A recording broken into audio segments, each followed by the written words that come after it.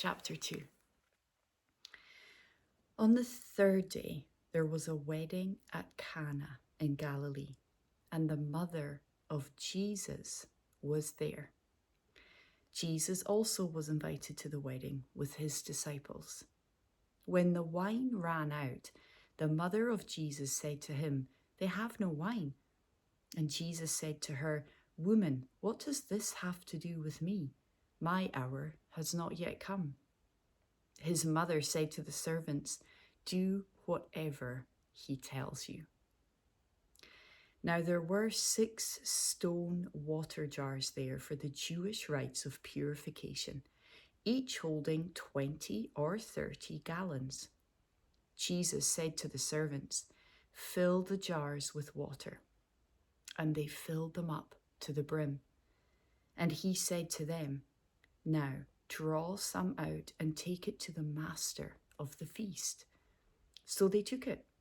When the master of the feast tasted the water, now become wine, and did not know where it came from, though the servants who had drawn the water knew, the master of the feast called the bridegroom and said to him, "Everyone serves the good wine first, and when people have drunk freely, then the poor wine. But you have kept the good wine until now." This, the first of his signs, Jesus did at Cana in Galilee, and manifested his glory. And his disciples believed in him.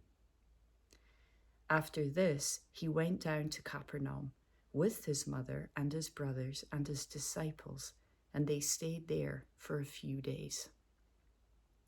The Passover of the Jews was at hand, and Jesus went up to Jerusalem. In the temple, he found those who were selling oxen and sheep and pigeons, and the money changers sitting there.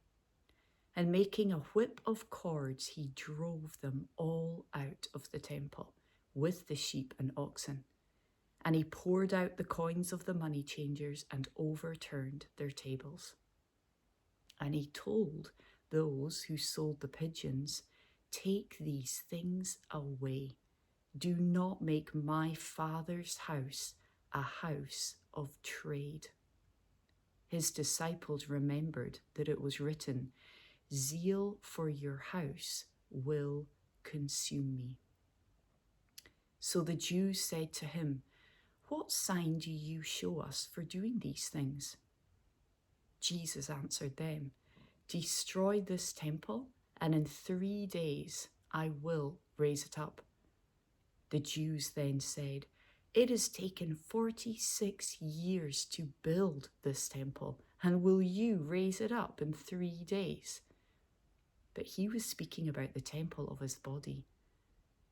When, therefore, he was raised from the dead, his disciples remembered that he had said this, and they believed the scripture and the word that Jesus had spoken.